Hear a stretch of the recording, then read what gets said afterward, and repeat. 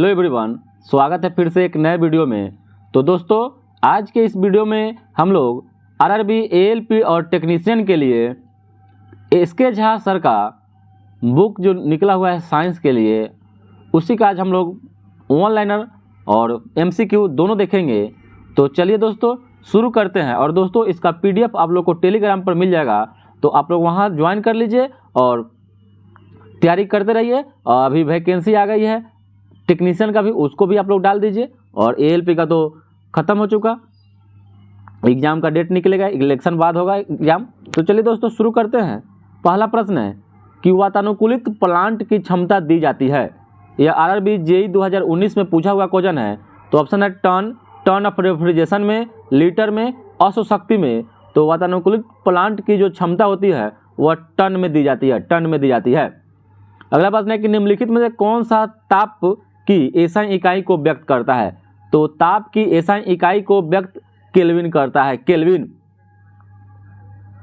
अगला प्रश्न है कि पीजो इलेक्ट्रिक प्रभाव में विद्युत का उत्पादन किसके द्वारा होता है। तो पीजो इलेक्ट्रिक प्रभाव में विद्युत का उत्पादन ऑप्शन नंबर डी हो जाएगा, दाब के द्वारा होता है, दाब के द्वारा होता है। अगला प्रश्न है कि दूर की वस्तुओं जैसे सूर्य आदि का ताप किस तापमापी के द्वारा मापा जाता है। ऑप्शन है ताप युग्म तापमापी, प्लेटिनम प्रतिरोध तापमापी, पूर्ण विकिरण उतापमापी। इनमें से कोई नहीं, तो हो जाएगा पूर्ण विकिरण उतापमापी के द्वारा मापा जाता है। दूर की वस्तुओं जैसे सूर्य आदि का ताप मापा जाता है। अगला प्रश्न है कि विकिरण पायरोमीटर से कितना तापमान मापा जाता है। तो विकिरण पायरोमीटर से दो आतुओं, दो एक सदृश धातुओं, दो अदृश्य धातुओं, इनमें से कोई नहीं, तो इनमें से कोई नहीं का तापमान मापा जाता है। इसका ऑप्शन नंबर डी हो जाएगा। ठीक है, पायरोमीटर से दूरी स्थित वस्तुओं का ताप मापा जाता है। ठीक है।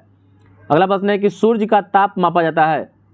तो सूर्य का जो ताप है, सूर्य का ताप वह पायरोमीटर तापमापी के द्वारा मापा जाता है, पायरोमीटर तापमापी के द्वारा मापा जाता है। अगला प्रश्न है कि सेल्सियस माप क्रम पर जल के क्वथनांक तथा हिमांक कितने होते हैं। तो सेल्सियस ताप माप क्रम पर बताना है दोस्तों। तो यह RRB JEE senior SSC Muzaffarpur 2017 में यह क्वेश्चन पूछा हुआ है। तो इसका सही उत्तर हो जाएगा जल का क्वथनांक, यानी क्वथनांक का मतलब होता है बॉइलिंग पॉइंट, जो उबलता है जल जितने पर। तो जल 100 डिग्री सेल्सियस पर उबलता है, जबकि हिमांक यानी फ्रीजिंग पॉइंट या 0 डिग्री सेल्सियस पर बर्फ बन जाता है, यानी जम जाता है। तो यही आपसे पूछ रहा है दोस्तों। तो वह क्वथनांक जल का 100 डिग्री सेल्सियस पर होता है, हिमांक 0 डिग्री सेल्सियस पर होता है। अगला प्रश्न है कि पूर्ण चालक के लिए ऊष्मा चालकता का मान कितना होता है। तो पूर्ण चालक के लिए ऊष्मा चालकता का मान जो होता है वह अनंत होता है, अनंत होता है। आरआरबी एनटीपीसी 2017 में पूछा हुआ है। अगला प्रश्न है कि एक अच्छे तापरोधक में डैश ताप चालकता होती है। एक अच्छे तापरोधक में निम्न ताप चालकता होती है, निम्न ताप चालकता होती है। आरआरबी जेईई 2015 में पूछा हुआ क्वेश्चन है दोस्तों। अगला प्रश्न है कि निम्न में कौन सी एक सतहीय घटना है। सतहीय घटना कौन सा हो जाएगा, उबलना, पिघलना, वाष्पीकरण, जमना। तो सतहीय घटना वाष्पीकरण हो जाएगा, वाष्पीकरण इसका सही उत्तर हो जाएगा। अगला प्रश्न है कि कितना तापमान होने पर पाठ्यांक सेल्सियस और फ़ारेनहाइट तापमापियों में एक बराबर होते हैं। तो यह हो जाएगा -40 डिग्री सेल्सियस, -40 डिग्री पर। और दोस्तों यह आरआरबी एएलपी टेक्नीशियन 2018 में पूछा हुआ क्वेश्चन है दोस्तों। और यह दोस्तों चाहे आरआरबी एएलपी हो, रेलवे का एग्जाम हो, चाहे किसी भी एग्जाम में यह प्रश्न जरूर पूछता है दोस्तों। अगला प्रश्न है कि न्यूनतम संभव ताप कितना होता है। तो न्यूनतम संभव ताप -273.15 डिग्री सेल्सियस होता है दोस्तों। अगला प्रश्न है कि निम्नलिखित स्थिति में बॉयल का नियम अच्छी तरह पालन किससे होता है, किस तरह होता है। तो ऑप्शन है उच्च ताप और निम्न दाब, उच्च ताप और उच्च दाब, निम्न ताप और उच्च दाब, और निम्न ताप और निम्न दाब। तो इसका सही उत्तर हो जाएगा निम्न ताप और निम्न दाब दोनों। इसमें निम्न ताप भी होना चाहिए और निम्न दाब भी होना चाहिए, तो बॉयल का नियम का अच्छी तरह से पालन करेगा। अगला प्रश्न है कि क्वांटम सिद्धांत का प्रयोग निम्नलिखित में से किसे स्पष्ट करने के लिए किया जाता है। तो क्वांटम सिद्धांत मैक्स प्लांक के द्वारा दिया गया था। ठीक है, और इसका ऑप्शन हो जाएगा व्यतिकरण, विवर्तन, ध्रुवण, प्रकाश विद्युत प्रभाव। तो क्वांटम सिद्धांत का प्रयोग प्रकाश विद्युत प्रभाव को स्पष्ट करने के लिए किया जाता है और प्रकाश विद्युत प्रभाव सबसे पहले आइंस्टीन के द्वारा इसका प्रतिपादन किया गया था और यही प्रकाश विद्युत प्रभाव को बताने और दर्शाने के लिए ही आइंस्टीन को नोबेल पुरस्कार 1921 ईस्वी में दिया गया था। दोस्तों अगला प्रश्न है कि किसी भी द्रव के क्वथनांक का तापमान पर क्या प्रभाव पड़ता है। किसी भी द्रव के क्वथनांक का तापमान पर प्रभाव बढ़ेगा कि दबाव बढ़ने पर बढ़ने लगता है, दबाव बढ़ने पर बढ़ने लगता है। अगला प्रश्न है कि इनमें से कौन सूर्य के प्रकाश को सीधे विद्युत ऊर्जा में परिवर्तित कर देता है। तो सूर्य के प्रकाश को सीधे विद्युत ऊर्जा में परिवर्तित कर देगा सोलर सेल। सोलर सेल सूर्य के प्रकाश को विद्युत ऊर्जा में परिवर्तित करता है। अगला प्रश्न है कि रेफ्रिजरेटर में खाद्य पदार्थ को ताज़ा रखने हेतु सुरक्षित तापमान कितना होता है। तो खाद्य पदार्थ रेफ्रिजरेटर में खाद्य पदार्थ को ताज़ा रखने के लिए जो तापमान होना चाहिए वह 4 डिग्री सेल्सियस होना चाहिए, 4 डिग्री सेल्सियस होना चाहिए। अगला प्रश्न है कि गाड़ी के रेडिएटर में जल का प्रयोग किस कारण से किया जाता है। तो गाड़ी के रेडिएटर में जल का जो प्रयोग करते हैं इसलिए क्योंकि जल का जो विशिष्ट ऊष्माधारिता होता है ना सबसे ज़्यादा होता है। जल का उच्च विशिष्ट ऊष्माधारिता सबसे ज़्यादा होता है। अगला प्रश्न है कि स्थिर ताप पर गैस का आयतन कम करने पर उसका दाब पर क्या प्रभाव पड़ेगा। तो स्थिर ताप पर गैस का आयतन अगर कम कर देंगे तो उसका दाब बढ़ जाएगा, उसका दाब बढ़ जाता है। अगला प्रश्न है कि निम्नलिखित में से कौन सा विद्युत का सुचालक नहीं है। तो विद्युत का सुचालक यानी कहने का मतलब विद्युत का सुचालक जैसे करंट पास होता हो और इसमें आपसे पूछ रहा है कि करंट पास नहीं होता है तो ऑप्शन नंबर ए हो जाएगा चीनी मिट्टी, जिसको चिकनी मिट्टी बोलते हैं ना। चीनी मिट्टी के बर्तन जो होते हैं वह विद्युत के कुचालक होते हैं। अगला प्रश्न है कि ऊष्मा प्रति इकाई द्रव्यमान है डैश ऊष्मा प्रति इकाई द्रव्यमान है जो किसी पदार्थ को एक ही तापमान और दबाव पर ठोस से द्रव में बदलने के लिए आवश्यक होता है।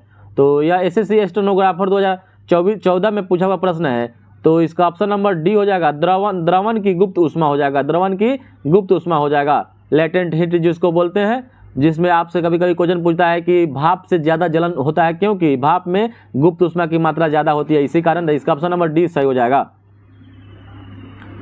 अगला प्रश्न है कि निम्नलिखित में से कौन सा समूह शामिल सर्वाधिक ऊष्मारोधी होता है, ऊष्मारोधी होता है। तो ऑप्शन नंबर इसका बी हो जाएगा प्लास्टिक, एबोनाइट, कागज, कपास, बैकेलाइट, शुष्क हवा और रबड़। यह ऊष्मारोधी होता है यानी ऊष्मा को ये ज़्यादा रोकता है दोस्तों, ठीक है। अगला प्रश्न है कि डैश तुलनात्मक रूप में ऊष्मा के कुचालक होते हैं। तो तुलनात्मक रूप में ऊष्मा के कुचालक ऑप्शन नंबर हो जाएगा पीबी और एचजी। पीबी और एचजी ऊष्मा के कुचालक होते हैं। ये आरआरबी जेईई 2019 में पूछा हुआ प्रश्न है। अगला प्रश्न है दोस्तों कि निम्नलिखित में से कौन सा प्रतिरोधक एक ऊष्मा संवेदनशील प्रतिरोधक के रूप में जाना जाता है। निम्नलिखित में से कौन सा एक प्रतिरोधक एक ऊष्मा संवेदनशील प्रतिरोधक के रूप में जाना जाता है। तो ऑप्शन नंबर ए हो जाएगा थर्मिस्टर हो जाएगा। थर्मिस्टर यह ऊष्मा संवेदनशील प्रतिरोधक के रूप में जाना जाता है। अगला प्रश्न है कि सौर कुकर के अंदर का रंग क्या होता है। तो सौर कुकर के अंदर का जो रंग होता है वह काला होता है। सौर कुकर के अंदर का रंग काला होता है। अगला प्रश्न है कि वह तापमान क्या कहलाता है।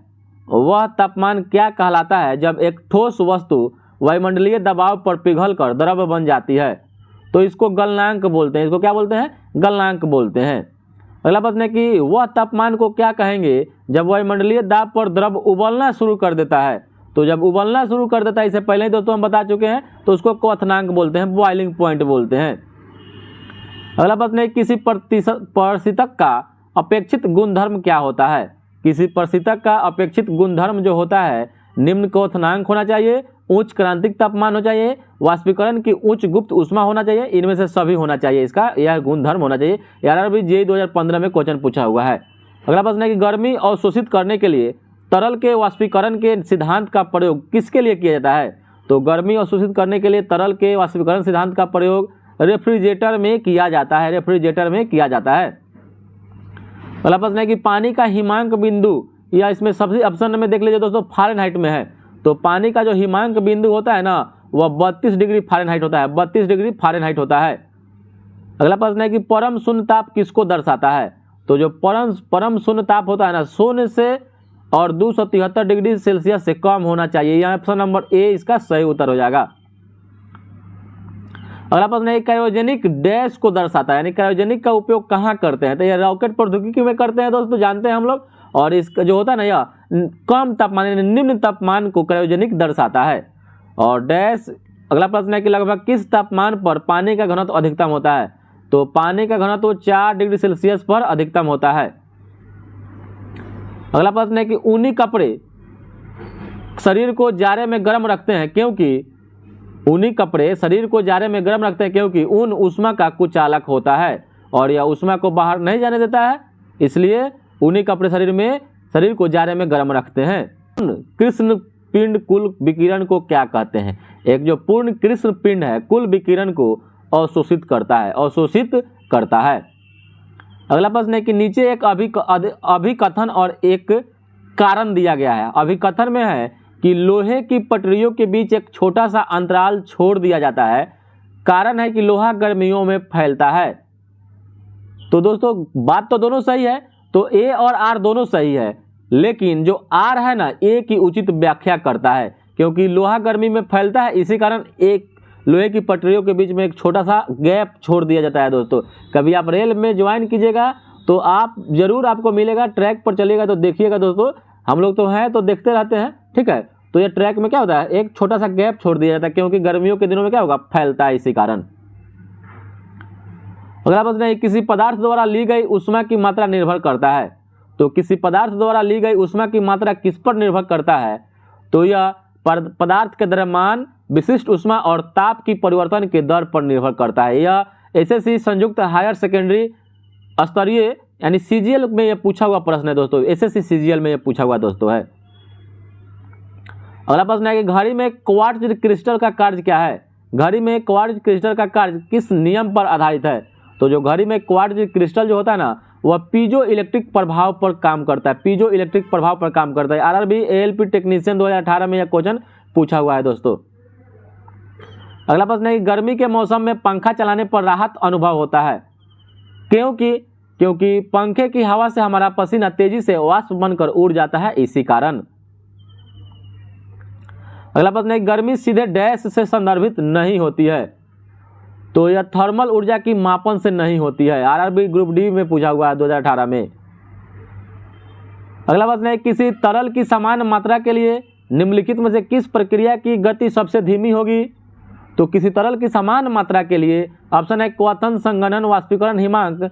तो वाष्पीकरण की प्रक्रिया जो होगी ना, गति होगी सबसे धीमी होगी। अगला प्रश्न है कि ऊष्मागतिकी की शून्यवा नियम यह बताता है कि ऊष्मागतिकी का शून्यवा नियम यह बताता है कि दो ऊष्मागतिकी प्रणाली सदैव एक दूसरे के साथ ऊष्मा संतुलन होते हैं। यह गलत है, नहीं होते हैं। यदि दो प्रणालियां ऊष्मा संतुलन में है तो तीसरा प्रणाली भी ऊष्मा संतुलन में रहेगी, ये भी गलत है, ये भी नहीं बताता है। यदि दो प्रणालियां तीसरी प्रणाली के साथ ऊष्मा संतुलन में नहीं है तो वे भी एक दूसरे के साथ ऊष्मा उत्पन्न संतुलन नहीं होगी, ये भी नहीं है। लेकिन ऑप्शन नंबर डी में है जब दो प्रणालियां तीसरी प्रणाली के साथ ऊष्मा संतुलन में होता है तो वे साथ ऊष्मा संतुलन में होती है, वे एक साथ दूसरे के साथ ऊष्मा संतुलन में होती है, यही सही उत्तर हो जाएगा। अगला प्रश्न है कि निम्न में कौन सही नहीं है? निम्न में कौन सही नहीं है? तो जल का विशिष्ट आयतन जब 0 डिग्री सेल्सियस पर ऊष्मा दी जाती है तो पहले घटेगा और फिर बढ़ेगा। अगला प्रश्न है कि ब्रह्मांड की एंट्रोपी की प्रवृत्ति होती है। ब्रह्मांड की एंट्रोपी की प्रवृत्ति न्यूनतम होती है। अगला प्रश्न है कि पदार्थीय माध्यम ऊष्मा के लिए आवश्यक नहीं है। पदार्थीय माध्यम ऊष्मा के लिए आवश्यक क्या नहीं है? तो यह हो जाएगा चालन के लिए आवश्यक है, संवहन के लिए है, विकिरण के लिए नहीं है। अगला प्रश्न है कि जिसका तापमान लिया जाना है उसे स्पर्श किए बिना जिस उपकरण से उसका तापमान मापा जा सकता है वह क्या है? तो यह हो जाएगा विकिरण या अवरक्त पायरोमीटर हो जाएगा। पायरोमीटर इसका सही उत्तर हो जाएगा। अगला प्रश्न है कि एक ऊष्मागतिकी प्रणाली में ऊष्मा संतुलन तब प्राप्त किया जाता है जब दो पिंड डैश में पहुंचते हैं तो समान तापमान तक पहुंचते हैं तभी ऊष्मा संतुलन प्राप्त किया जाता है। अगला प्रश्न है कि एक ऊष्मागतिकी प्रणाली में वह प्रक्रिया जिसमें आयतन अस्थायी रहता है वह प्रक्रिया को क्या बोलते हैं? तो एक ऊष्मागतिकी प्रणाली में वह प्रक्रिया जिसमें आयतन अस्थायी रहता है उस प्रक्रिया को सममितीय बोलते हैं। अगला प्रश्न है कि दाब व आयतन का गुणनफल पीवी तथा आंतरिक ऊर्जा यू के योगफल को क्या बोलते हैं? तो IS प्री 2012 में क्वेश्चन पूछा हुआ था, तो इसको एंथैल्पी बोलते हैं, एंथैल्पी बोलते हैं, यानी PV आप प्लस U के योगफल को एंथैल्पी बोलते हैं, एंथैल्पी। कि संघनन क्या है? तो संघनन वाष्प का द्रव में परिवर्तन की प्रक्रिया को संघनन बोलते हैं। RRB ग्रुप डी में पूछा हुआ क्वेश्चन है, वाष्प का द्रव में परिवर्तन को संघनन बोलते हैं। अगला प्रश्न है कि पानी का वाष्पो उत्सर्जन है, पानी का जो वाष्पो उत्सर्जन होता है वह एक प्रकार का ऊष्माशोषी परिवर्तन है, ऊष्माशोषी परिवर्तन है, ऊष्माशोषी। अगला प्रश्न है कि ऊर्जा संरक्षण के सिद्धांत के संबंध में कौन सा कथन सही है? तो ऊर्जा संरक्षण का मतलब होता है ऊर्जा का न तो निर्माण किया जा सकता है और न ही इसे नष्ट किया जा सकता है, केवल एक रूप से दूसरे रूप में रूपांतरण किया जा सकता है, इसलिए इसका ऑप्शन नंबर डी सही उत्तर समझते हैं इसको हम। अगला प्रश्न है कि उष्णता यानी हीट से संबंधित भौतिक विज्ञान की शाखा को क्या बोलते हैं? हीट से संबंधित भौतिक विज्ञान की शाखा को थर्मोडायनेमिक्स बोलते हैं, थर्मोडायनेमिक्स बोलते हैं। RRB ALP टेक्नीशियन 2018 के एग्जामों में यह क्वेश्चन पूछा गया था। अगला प्रश्न है कि ऊष्मागतिकी का कौन सा नियम एंट्रोपी को परिभाषित करता है? तो एंट्रोपी को परिभाषित करता है, ऑप्शन नंबर सी हो जाएगा द्वितीय नियम, यह हो जाएगा द्वितीय नियम, इसका सही उत्तर हो जाएगा द्वितीय नियम, एंट्रोपी को परिभाषित करता है।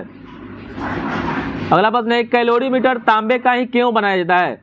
तो कैलोरी जो मीटर होता है वह तांबे का इसलिए बनाया जाता है क्योंकि तांबे की विशिष्ट जो ऊष्माधारिता होती है वह निम्न होती है, इसी कारण। अगला प्रश्न है कि उस तापमान का मान कितना होता है जो मानव शरीर में सामान्य माना जाता है? तो मानव शरीर में जो सामान्य होता है 98.6 डिग्री फ़ारेनहाइट, 37 डिग्री सेल्सियस और 310 केल्विन, तीनों याद रखिएगा दोस्तों। अगला प्रश्न है कि 273 केल्विन का मान क्या होगा? तो जब सेल्सियस में कहेंगे तो 0 डिग्री सेल्सियस इसका मान होगा। अगला प्रश्न है कि निम्न में कौन तापमान का मात्रक नहीं है? तो तापमान का मात्रक इनमें से पास्कल नहीं है, पास्कल दाब का मात्रक होता है, जबकि फ़ारेनहाइट, सेल्सियस और केल्विन तापमान का मात्रक है, पास्कल दाब का है, प्रेशर का है। अगला प्रश्न है कि यदि T1 दिल्ली में पानी का क्वथनांक है और T2 शिमला में पानी का क्वथनांक है तो T1 और T2 के बीच में सही संबंध क्या है दोस्तों? तो यह हो जाएगा आपका T1 ग्रेटर देन T2 हो जाएगा, इसका ऑप्शन नंबर बी हो जाएगा। या BSSC 2013 में क्वेश्चन पूछा हुआ है दोस्तों। अगला प्रश्न है कि तापमान अचर रहते हुए किसी शुष्क गैस का दिए गए द्रव्यमान का आयतन उसके दाब के व्युत्क्रमानुपाती होता है, इसे क्या कहा जाता है? तो तापमान अचर यानी तापमान कांस्टेंट रहते हुए किसी शुष्क गैस का दिए गए द्रव्यमान का आयतन उसके दाब के व्युत्क्रमानुपाती होता है, इसको बॉयल का नियम कहते हैं, इसको बॉयल का नियम कहते हैं। अगला प्रश्न है कि थर्मिस्टर निम्नलिखित में से क्या होता है? तो जो थर्मिस्टर होता है वह थर्मल रेजिस्टेंस होता है, थर्मल रेजिस्टेंस होता है। अगला प्रश्न है कि दो गोले समान आकार के तथा समान धातु के बनाए गए हैं परंतु एक खोखला है दूसरा ठोस है, तो दोनों का समान ताप पर गर्म किया जाएगा तो दोनों गोला समान ही फैलेगा, दोनों गोला समान ही फैलेगा। अगला प्रश्न है कि डैश तरल पदार्थों को एक स्थान से दूसरे स्थान पर संचरण करती है। तो संवहनी संबंधी जो तरल पदार्थों को एक स्थान से दूसरे स्थान पर संचरण करती है, यानी संचरण मतलब दौड़ती है, चलती है। अगला प्रश्न है कि द्रव और गैसों में ताप अंतरण का मुख्यतः कारण क्या होता है? तो द्रव और गैसों में ताप अंतरण का मुख्यतः कारण संवहन होता है, संवहन होता है। अगला प्रश्न है कि यदि किसी पदार्थ की विशिष्ट ऊष्मा अनंत है तब इसका तात्पर्य क्या होता है? तो यदि किसी पदार्थ की विशिष्ट ऊष्मा अनंत है तो इसका तात्पर्य है कि ऊष्मा अंदर लेने अथवा बाहर देने से ताप में कोई परिवर्तन नहीं होता है। अगला प्रश्न है कि समतापीय स्थिति में किसी गैस को दी गई ऊष्मा प्रयुक्त होती है। तो समतापीय स्थिति में किसी गैस को दी गई ऊष्मा प्रयुक्त होती है बाह्य कार्य करने के लिए, बाह्य कार्य करने के लिए, इसका ऑप्शन नंबर 20 सही उत्तर हो जाएगा। RRB ALP टेक्नीशियन 2014 में क्वेश्चन पूछा हुआ था। अगला प्रश्न है कि एक आदर्श गैस की आंतरिक ऊर्जा निर्भर करती है। तो एक आदर्श गैस की आंतरिक ऊर्जा केवल ताप पर निर्भर करती है, केवल ताप पर निर्भर करती है। अगला प्रश्न है कि यदि गैस के द्वारा किया गया कार्य, यदि गैस द्वारा किया यदि गैस द्वारा कार्य किया जाता है तो ताप क्या होगा? यदि गैस के द्वारा कार्य किया जाता है तो ताप कम होगा, ताप कम होगा। अगला प्रश्न है कि वह साधन जिसके द्वारा ऊष्मा को यांत्रिक कार्य में परिवर्तन किया जाता है वह ऊष्मा इंजन होता है, वह ऊष्मा इंजन